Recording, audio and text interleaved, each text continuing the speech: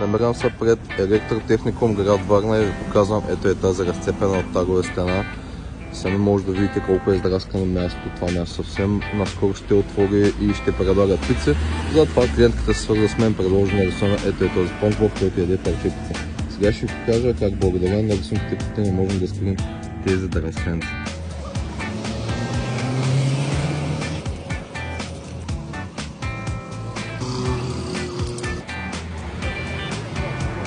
Манячета на нашия Спонжбоб вече е запълнен, сами може да видите драсканците и колко добре успяхме да ги покрием. Сега преминаваме към контурите и към запълването на фончето отдолу. Втора имам се ентусиастка, която ми помага.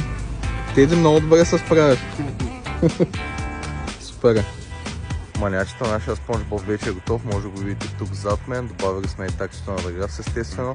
Спонжбоб похапва парче пица. Напишете ми едно коментарче колко кефи от 1 до 10, аз ще ви видя в следващото видео.